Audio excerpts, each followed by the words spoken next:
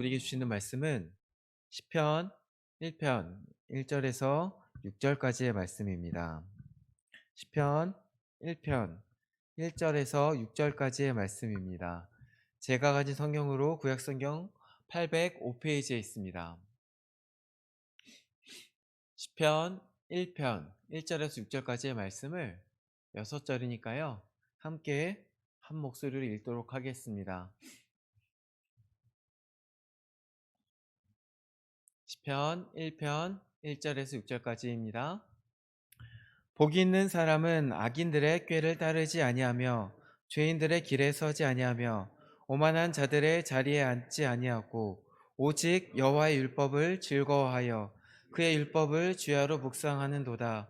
그는 시냇가에 심은 나무가 철을 따라 열매를 맺으며 그 잎사귀가 마르지 아니함 같으니 그가 하는 모든 일이 다 형통하리로다. 악인들은 그렇지 아니하며 오직 바람이 나는 겨와 같도다. 그러므로 악인들은 심판을 견디지 못하며 죄인들이 의인들의 모임에 들지 못하리로다. 무릇 의인들의 길은 여호와께서 인정하시나 악인들의 길은 망하리로다. 아멘.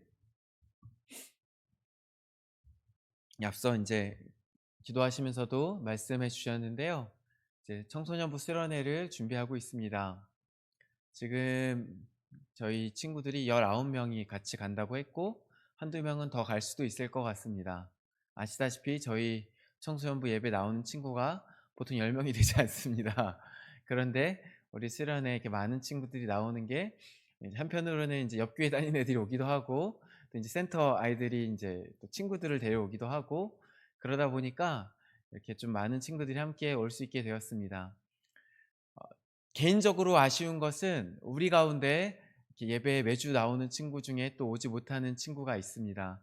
저는 참 아쉽습니다. 왜냐하면 이 자리가 하나님의 은혜가 있는 자리이고 또 그 속에서 하나님을 경험하는 것이 이 10대 때에만 경험할 수 있는 것들이 있는데 그 친구들이 특히 우리 아이들이 먼저 많은 은혜를 누리고 또 그 친구들도 함께 누려서 이렇게 풍성한 잔치가 되었으면 좋겠는데 참 아쉽습니다.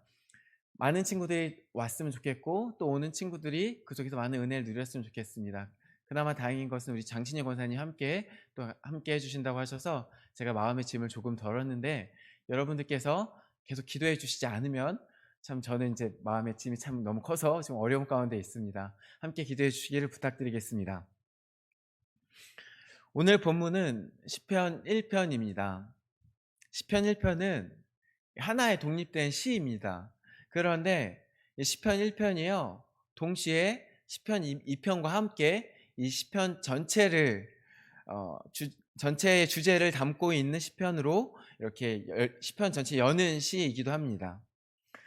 그 주제는 다른 것이 아니라 복입니다. 복.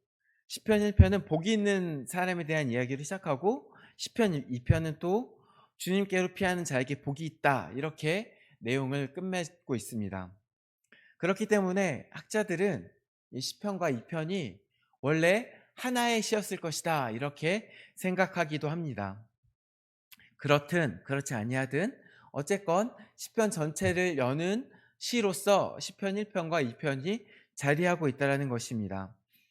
다시 말해 이 시편과 1편이 복이라는 주제로 시편 전체를 열고 있다는 것입니다.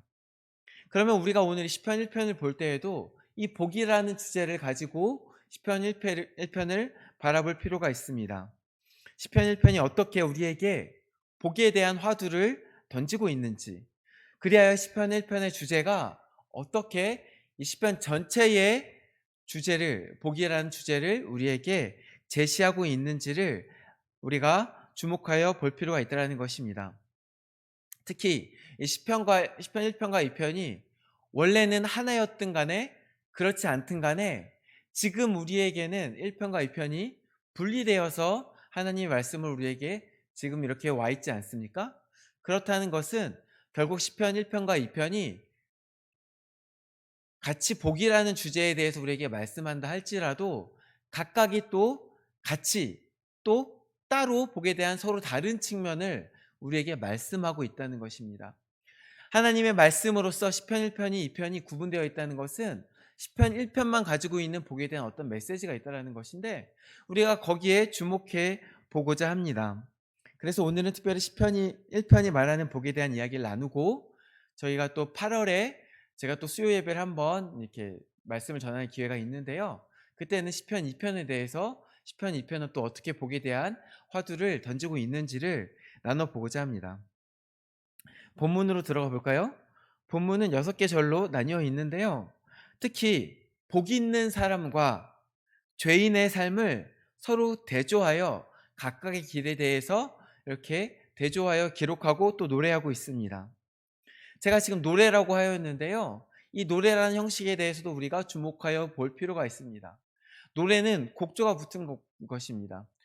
그래서 이제 흥얼흥얼해서 원래는 다 아마 곡조가 있었을 거예요. 근데 우리가 지금은 그 곡조는 알 수 없는데요. 악기로 어떤 이런 시편들을 노래했을 것입니다. 근데 이것이 곡조가 있다는 것은 그만큼 백성들이 재미있게 그 시편을 접하고 또 기억하고 하기 쉬웠을 것이라는 것입니다. 우리가 고등학교 때도 중학교 때도 어떤 공부를 할 때 무언가를 외울 때 잘 안 되면 노래를 이제 곡조를 붙여서 외우기도 하지 않습니까? 이와 같이 시편이 우리가 외우기 쉬운 어떤 것, 재미있게 접근하기 쉬운 하나님의 말씀이었을 것이라는 것입니다. 시편은 물론 각각의 시가 쓰여진 상황과 배경이 모두 다른데요. 아마 1000년 정도의 차이가 적어도 어떤 시편과 어떤 시편에는 차이가 날 것인데요. 이 시편이 시집으로 묶이고 또 하나의 시편으로 묶였을 때 이 시편을 묶은 편집자는 백성들이 이 노래들을 쉽게 하나님 말씀들을 쉽게 접하고 또 흥얼거리면서 외우기를 바랐을 것이라는 것입니다. 특히 시편이 하나로 묶여 지금 형태가 되었을 때는요. 아마도 이스라엘이 이미 그 나라를 잃어서 포로로 지내거나 아니면 다른 나라의 식민지로 지냈을 때일 텐데 이런 상황에서는요. 그 예전보다 더욱더 하나님의 말씀을 배우거나 외우기 어려운 상황이었을 것입니다. 이런 상황에서 사람들이 노래로 하나님의 말씀을 묻고 그것들을 전한 거예요. 그래서 물론 이제 이스라엘 사람들은 어딜 가든 회당을 만들었습니다. 그리하여 회당 속에 하나님의 말씀을 외우고 공부하였지만 그래도 그렇게 할 수 없는 상황도 있었을 것이고 또 그렇다 할지라도 그 이전보다는 훨씬 더 하나님의 말씀을 외우고 묵상하고 가만히 앉아서 상고하기가 어려웠을 것이라는 것입니다. 이런 배경 가운데 시편의 편집자가 이것을 하나로 시편으로 묶을 때에는 좀 더 쉽게 그리고 재밌게 그것들을 기억하고 외우게 하는 의도가 있었을 것이라는 거예요. 그렇다면 시편의 주제는 좀 더 심플하게 우리한테 다가올 수 있다는 거예요. 이 시편의 말씀을 있는 그대로 우리가 읽으면 되는 거예요. 복이 있는 삶은 어떻다. 반대로 악인의 삶은 어떻다. 그것들을 우리가 복잡하게 생각할 것 없이 있는 그대로 받아들이면 된다는 것입니다. 복이 있는 사람은요. 악인의 꾀를 따르지 아니하며 죄인들의 길에 서지 아니하며 오만한 자의 자리에 앉지 않은 자입니다. 지금 이것은 이제 여러 가지로 표현했지만 결국은 악인들의 삶, 죄인들의 삶과는 구별되는 삶을 산다는 거예요. 죄인들이 어떻게 가든, 죄인들이 어떤 방법을 쓰든, 악인들이 어떻게 어떤 길을 가든 그것과는 구별되는 삶을 사는 사람, 복 있는 사람들은 그렇다. 악인의 삶들과는 구별된다. 이 말씀을 먼저 노래하고 있습니다. 대신 어떤 삶을 사는 사람입니까? 오직 여호와의 율법을 즐거워하여 구의 율법을 주야로 묵상하는 사람이 바로 복 있는 사람입니다. 율법이요, 우리가 생각하기에 법 이렇게 하면은 법으로 다가오죠. 저는 법이라고 하면 저를 억압하는 무언가로 먼저 생각이 떠오르곤 합니다. 그런데 여기서 율법은요, 앞에 있는 모세오경을 포함하여 모든 하나님의 말씀을 다 포함하는 것입니다.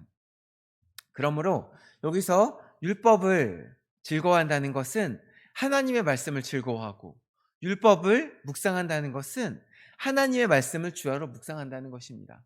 복 있는 사람이요, 악인들과는 구별된 다른 삶을 사는데 이 사람들 삶을 가만히 보니까 날마다 하나님의 말씀을 즐거워하고 날마다 하나님의 말씀을 묵상한다는 것입니다.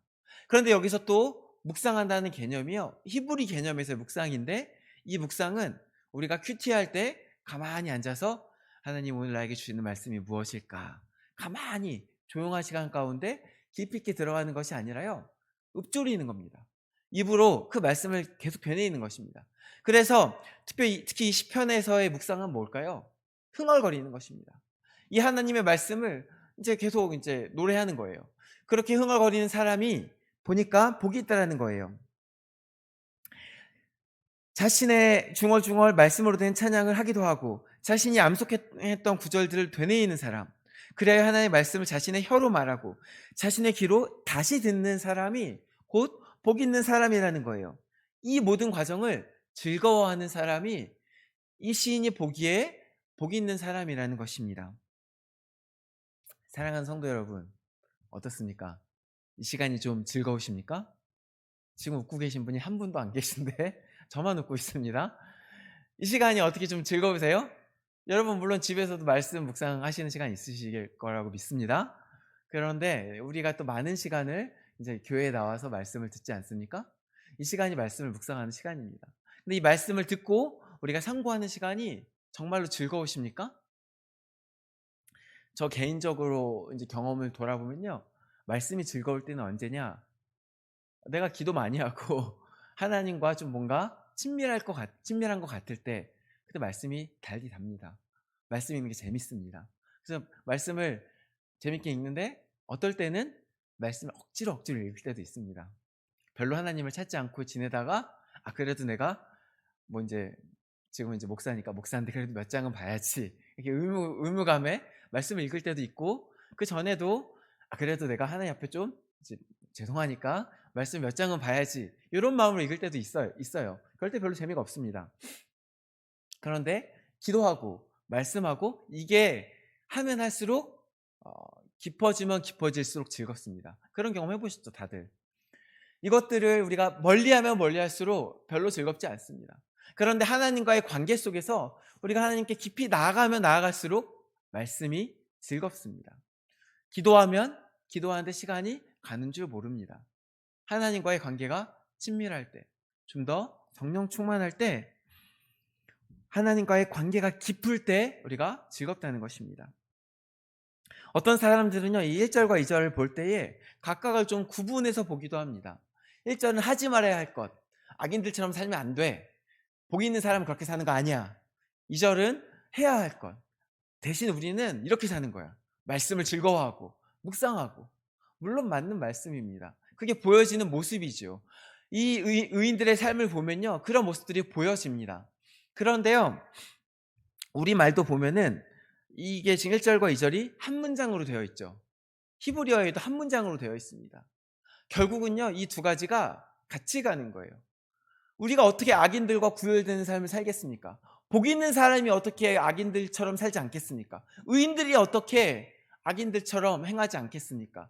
세상에 우리가 같이 휩쓸려 살 때에는요, 똑같이 살고 싶습니다. 그것이 원래 우리의 본성 아닙니까? 누군가 나를 한 대 때리면 두 대 때리고 싶고, 누가 나를 마음 상하게 하면 나는 더 완전 그냥 해코지를 하고 싶고, 이게 사실 우리의 본성 아닙니까? 근데 그것은 이 앞서 말한 악인들의 삶과 완전히 동일한 삶입니다. 근데 우리가 어떻게 그와는 구분되는 삶을 살 수 있겠습니까? 하나님과 친밀해지면 그렇게 됩니다. 하나님이 보이면요, 그런 마음이 올라왔다가도 슬그머니 자취를 감춥니다. 하나님이 무서울 때도 있고 하나님 앞에 민망할 때도 있습니다. 그래서 내가 하나님 앞에 은혜를 받았는데 내가 그렇게 하면 안 되지, 그런 마음이 들 때가 있습니다. 결국 우리가 주야로 주를 묵상할 때, 하나님과 친밀한 시간을 보낼 때, 그리하여 하나님으로 기뻐하는 삶을 살 때 자연스럽게 악인들처럼 살지 않는다는 것입니다. 그래서 1절과 2절은 하나입니다. 그리하여 하나님을 사랑하고 그 뜻에 따라 세상과 구별된 삶을 사는 사람은 어떤 모습을 보입니까? 이 복 있는 사람은 마치 시냇가에 심은 나무가 철을 따라 열매를 맺으며 그 잎사귀가 마르지 아니함 같으니 그가 하는 모든 일이 다 형통하리로다. 이렇게 되는 겁니다. 반대로 악인들의 길은 어떻습니까? 오직 바람이 나는 겨와 같도다. 여기서 겨는 축정이죠. 시인은 3절과 4절에서도 복 있는 사람과 악인들의 삶을 서로 대조하여 노래하고 있습니다. 근데 이 둘의 가장 큰 차이는 뭡니까? 이 지금 겨라는 것은 결국은 열매 없음입니다. 이 시냇가에 심은 자와 같다는 삶은요, 그 안에 잎사귀도 풍성하고 그 삶에 이제 열매가 풍성해서 형통한데요. 지금 반대로 악인의 삶에 대해서 이야기하고 있는 것은 단 한 가지, 열매 없다는 것입니다. 복 있는 사람의 삶은요, 열매가 있습니다. 그러나 악인의 삶은 그렇지 않습니다. 겉으로 보기에는 마치 열매를 맺은 것도 같아 보입니다. 얼핏 보기엔 잎사귀가 무성하며 그 삶에 무언가 복을 받은 것도 같아 보이기도 합니다. 그런데 실제로 그 속을 살펴보면은 겉으로만 그렇지 실제로는 그 알맹이가 없는 쭉정이라는 것입니다. 악인의 삶은 겉으로는 알곡의 삶과 이 복을 받은 사람의 삶과 어쩌면 비슷해 보일 수도 있습니다. 어쩌면 더 복을 받은 것처럼 보일 때도 있습니다. 그런데 그 속을 가만히 들여다보면 그 속에 열매가 없다는 것입니다. 겉으로 보기에는 뭐 이제 재산이 많아 보여요. 행복해 보여요. 근데 그 속에 들어가 보면은 그 속에 썩어 있는 경우가 많다는 것입니다. 아니, 악인들의 삶은 하나같이 다 그렇다는 것입니다. 실제로는 아무것도 아닌 것, 무언가를 남길 수 없는 삶, 허망한 것, 태워버리는 것 외에는 별로 쓸모가 없는 삶, 그것이 악인들의 삶입니다. 그러면 이 차이가 어디서 나옵니까? 이런 열매가 있고 없고 차이가 어디서 나옵니까? 그 차이는요, 바로 뿌리를 어디에 내리고 있느냐의 차이입니다. 복 있는 사람은 시냇가에 심겨져 시냇가에 뿌리를 내리고 거기로부터 물과 양분을 충분히 얻습니다. 그런데요, 악인은 그렇지 않습니다. 지금 여기 뭐라고 나오고 있습니까? 바람이 나는 겨. 바람이 날리고 있습니다. 여기 어디에 뿌리가 있습니까? 이 악인들의 삶은요, 제대로 된 뿌리가 없습니다. 어디선가 그 영양분을 받아야 할 텐데 그렇지 못합니다. 반대로 시냇가에 심은 사람은요, 하나님으로부터 복을 받습니다. 이 하나님의 복이요, 항상 하나님의 은총은 두 가지 차원이 있습니다. 일반적인 은총의 차원이 있고요, 어떤 특수한 차원의 은총이 있습니다. 복도 마찬가지입니다. 하나님께서 주시는 복에도요, 두 가지 차원이 있습니다. 일반적인 차원의 복이 있고 어떤 특별한 차원의 복이 있습니다. 예를 들어 볼까요? 저는 이제 몸이 알러지를 갖고 사는 몸인데요. 그래서 이제 운동을 하지 아니하면 항상 훌쩍거리게 됩니다. 그리고 저희 가족이 다 그러는데 이제 피부가 막 이제 뭐가 일어나고 막 눈이 간지러워집니다. 근데 지금 저희 센터에서 하루에 이제 1시간, 2시간씩 매일 축구를 하죠. 그렇게 한 3, 4일을 보내고 운동을 열심히 합니다. 그러니까요, 건강해졌습니다. 이게요, 당연한 인과 아닙니까? 근데 이게 복이라는 거예요, 사실은. 하나님이 정해놓은 어떤 법칙이 있어요. 잘 먹고 잘 자고 잘 쉬면 건강하다. 이게 하나님께서 정해놓은 어떤 복이에요. 근데 이게 복이 아닌 게 아니에요. 우리가 하나님 안에 거하면 자연스럽게 얻게 되는 복이 있어요. 봐봐요. 부잣집에 태어나면요, 밥 안 굶잖아요. 그게 복인 거예요, 그냥. 저는 이제 저희 김 조장님이 맨날 장난치시는데 저보고 아버지한테 가서 돈 받아오라고. 근데 저희 부모님은 저를 밥 굶긴 적이 없어요. 저희 세대는 그래도 굶는 친구도 있고 그렇지 않은 친구도 있었는데 저는 뭐 공부도 부모님이 열심히 시켜주셔서 편하게 했어요. 그래서 저는 이제 나름대로 그런 복을 누리며 살았어요. 그 자연스러운 거예요. 집에 돈이 있으면 그 돈을 누리고 삽니다. 그러나 집에 돈이 없으면 집에 돈이 없는 분들 많이 있었죠, 어릴 적에. 어땠습니까? 근데 그거는 그냥 자연스러운 어떤 그 환경이 주는 복이에요. 하나님 안에 있으면 하나님이 주는 복이 있어요. 탕자의 비유 아시죠? 탕자의 비유에서 아버지가 첫째 아들에게 뭐라고 말합니까? 아버지가 이르되 얘 너는 항상 나와 함께 있으니 내 것이 다 내 것이로되. 항상 이 첫째는요, 아버지 곁에 있었어요. 그러면요, 아버지 안에 있으면요, 무엇인지 구하라 다 자기 거예요. 먹고 싶은 거 좀 달라 그러면 돼요. 양 좀 잡아 먹어도 돼요. 뭐 이제 너무 과하다 싶으면 혼날 수는 있겠지만 그래도 쫓아내진 않습니다. 이게 하나님 안에 있을 때 우리가 누리는 복이 있어요. 그것은 어떤 특수한 복이 아니에요. 그냥 하나님 안에 있기 때문에 자연스럽게 하나님께서 주시는 손길이 있어요. 하나님 기도 계속 하시면 뭐 하나님께서 이제 때에 따라 어떤 기도를 더디게 응답하시거나 무응답하시거나 이건 아니야라고 거절하시는 경우가 물론 있죠. 그러나 하나님께서 우리의 기도는 항상 들으세요. 그것은 변치 않아요. 하나님께서 우리를 위로하시는 것은 항상 있어요. 그것은 변치 않아요. 우리가 무언가 실패할 수 있어요. 그러나 하나님 우리 위로하십니다. 우리가 무언가 잘못될 수 있어요. 그러나 하나님 우리를 치유하십니다. 이런 것들은요, 하나님 안에 있을 때 자연스럽게 우리가 누리게 되는 삶이에요. 그게 복인 겁니다. 그런데 특수한 복은 어떤 게 있어요? 우리가 뭐 하는 걸 하나님한테 뭘 쪼를 수 있어요. 하나님 저거 주세요, 저거 주세요 그랬더니 하나님 주실 수 있어요. 그거 특수한 복이에요. 우리가 어떤 자리에 앉았을 때 어떤 특수한 역할을 해야 될 때 하나님께서 기름 부으실 때가 있어요. 특히 저와 같이 하나님의 어떤 교역자를 부르실 때 하나님께서 부족한 자들에게 특별한 기름 부으심을 주시는 것들이 있어요. 그 능력이 있어요. 그건 제게 아닙니다. 하나님께서 제게 어떤 주시는 복들이 있어요. 그것은 자리에 따르는 복입니다. 이건 특수한 복입니다. 그래서 같은 복을 많이 누리시기 원합니다. 더 이제 헌신된 자리에 갔을 때 누리는 복들이 있어요. 여러 가지 특수한 복들이 있어요. 그러나 지금 여기서 말하는 복은 뭐예요? 시냇가에 심은 나무. 하나님 곁에 있는 나무가 자연스럽게 시냇가에 있는 나무가 항상 이파리가 풍성하잖아요. 시냇가에 심은 나무가 항상 열매를 맺잖아요. 그건 당연한 거예요. 그 형통함은 당연한 거예요. 그냥 하나님 곁에 있으면 하나님으로 인해서 복을 얻게 되는 거예요. 하나님과의 삶, 하나님과의 교제, 그것을 얻게 되는 거예요. 그러나 하나님을 거절하는 자, 하나님을 인정하지 않는 자, 하나님을 미워하는 자, 이 악인들은 어떻습니까? 나 하나님 싫어.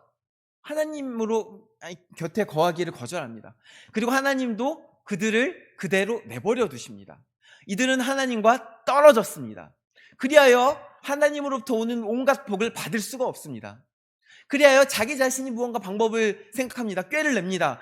자신의 삶을 자기가 어떻게든 이끌어 보려고 노력합니다. 그래서 돈도 벌 수 있습니다. 겉으로 보기 화려할 수 있습니다. 잎사귀가 맺어질 수도 있습니다. 복을 받는 것 같아 보일 수도 있습니다. 그러나 그 속에 하나님과 연결되어 있지 않다면 결코 그 속에 복은 없습니다. 왜요? 모든 복은 하나님으로부터 오기 때문에 그렇습니다. 이것은 보편적인 복의 법칙인 것입니다. 그래서 이런 사람들은요, 악인들은요, 그 속에 결국 하나님으로 떨어졌기 때문에 생명이 없기 때문에 쭉정이의 삶을 살게 돼요. 이와 같은 이 악인들은요, 심판을 견디지 못해요. 마지막 날 심판은요, 계시록에 따르면 하나님께서 자신의 진노를 쏟아부으시는 심판입니다. 하나님의 진노 앞에 어떤 악인이 감히 견딜 수 있겠습니까? 사실은요, 뭐 악인이고 뭐고 하나님의 진노 앞에 어떤 사람이 견딜 수가 있겠습니까? 사람인데요. 하나님은 하나님이시고요. 다만 이렇게 성경에 이제 뭐라고 6절에 뭐라고 나옵니까? 무릇 의인들의 길은 여호와께서 인정하시나. 하나님께서 인정하시는 삶만이 하나님의 진노를 견딜 수 있는 거예요. 근데 여기서 인정은 뭡니까? 인정 히브리어로 야다예요, 야다. 이게 보통은 알다라고 번역됩니다. 그래서 이 안다는 게 무슨 뜻이냐? 이제 혹시 여기 계신 분들도 그래도 연예인들 잘 모르시더라도 BTS는 아시죠? 저도 BTS는 압니다. 근데 이건 야다가 아니에요. 근데 이제 뭐 예를 들어서 저한테 누군가 뭐 이명루 장로님을 아냐 물어보면 네, 잘 압니다. 우리 장로님 교회에서 이제 같이 뵙고 뭐 같이 뭐 식사도 했고 같이 재직선에서 잠도 잤고 뭐 여러 가지 일들도 같이 했는데 참 좋으신 분인데 잘 압니다. 이렇게 말할 수 있어요. 제가 경험한 것으로 이분을 안다. 이게 야다예요. 하나님이 인정하신다는 건 이런 거예요. 여기 쓰인 게 야다예요. 하나님이 관계성 속에서 내가 너를 안다. 내가 너의 삶을 안다. 내가 너와 함께 살았지 않냐. 이렇게 말씀하시는 그 삶이 하나님께서 인정하시는 삶이에요. 그렇게 하나님께서 내가 너를 안다. 그 관계 가운데 안다고 인정하시는 삶은요, 심판 때 버틸 수 있어요. 그러나 하나님께서 심판 때 내가 널 모른다 하시는 삶. 아니 근데 하나님 전지하시잖아요. 하나님 모르는 사람이 어디 있어요? 그것은요, 하나님이 부정하시는 삶이에요. 네가 나를 버렸지. 오케이, 나도 너 모른다. 우리 이제 끝. 그렇게 내버려 두시는 삶. 그것이 악인들의 삶인데 그 삶은 마지막 심판 때 견딜 수 없다는 거예요. 근데 여기서 견딜 수 없다는 게요, 이제 흔들린다는 거예요.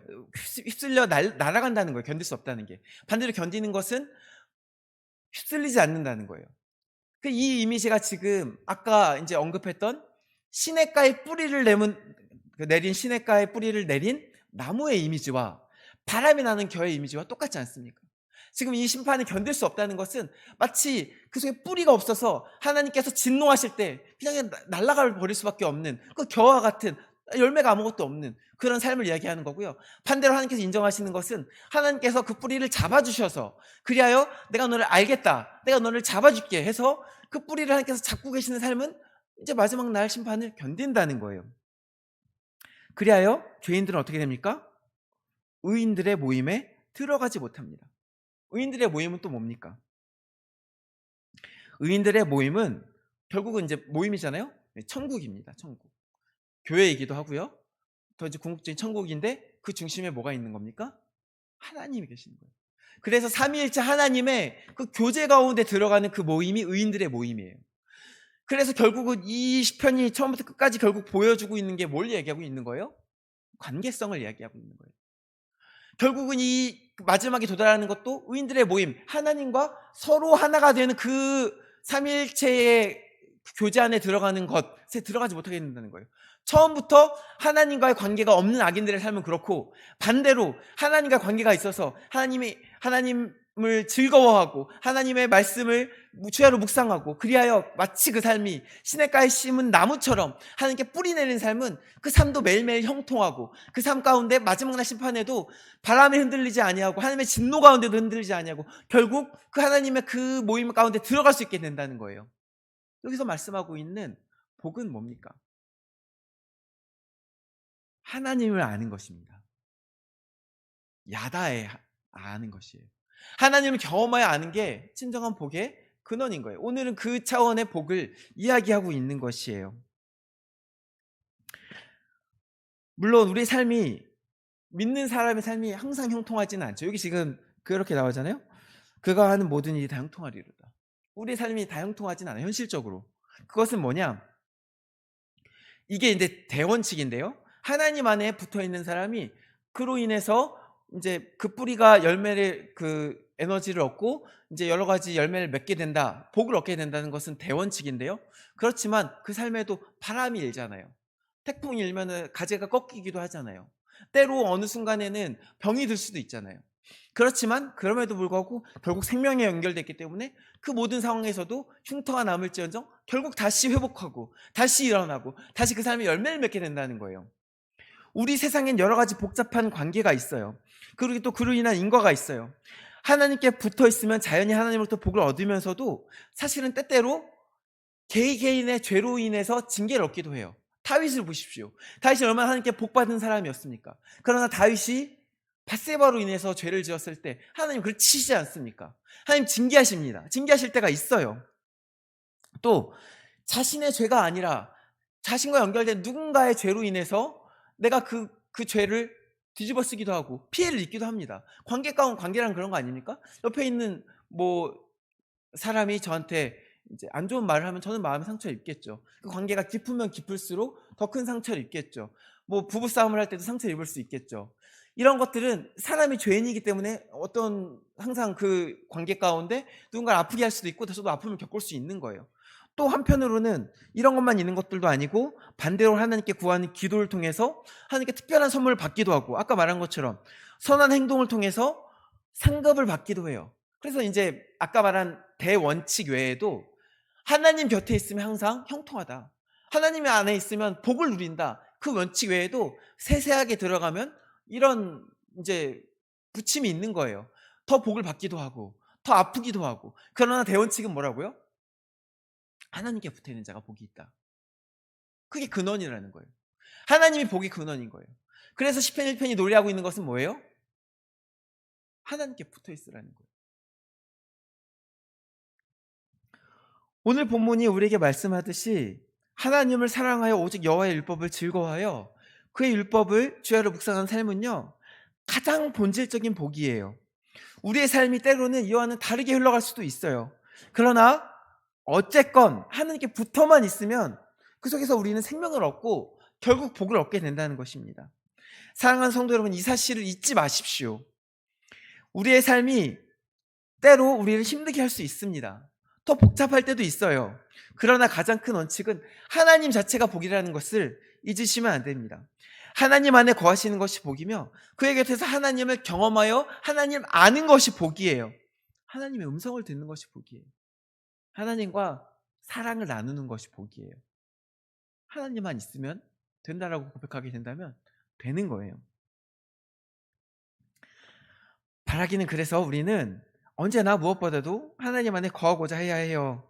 바라기는 우리의 매일이 날마다 하나님 안에 거하며 다른 무엇도 아니라 오직 여호와로 인하여 즐거워하고 그의 말씀을 주야로 묵상하는 그런 삶을 사는 저와 여러분 되시기를 주님의 이름으로 축원합니다. 함께 기도하시겠습니다. 우리에게 복 주시기를 소망하시는 아버지 하나님, 우리를 사랑하셔서 우리를 그 의인들의 모임에 초대하시고 우리를 사랑하셔서 우리에게 날마다 나와 함께하자 초대하시는 아버지 하나님 감사합니다. 우리가 그 아버지의 은혜 가운데 함께 거하길 원합니다. 우리가 시냇가에 심은 나무처럼 하나님 앞에 하나님 안에 굳건히 뿌리를 내리고 그 속에서 주님과 함께 동행할 수 있길 원합니다. 다른 무엇보다도 오직 하나님만을 바라고 하나님의 음성을 듣기를 소망하고 하나님의 말씀을 사모하는 우리 한 사람 한 사람 될 수 있게 은혜를 베풀어 주시옵소서. 감사드리오며 예수 그리스도 이름으로 기도드립니다. 아멘.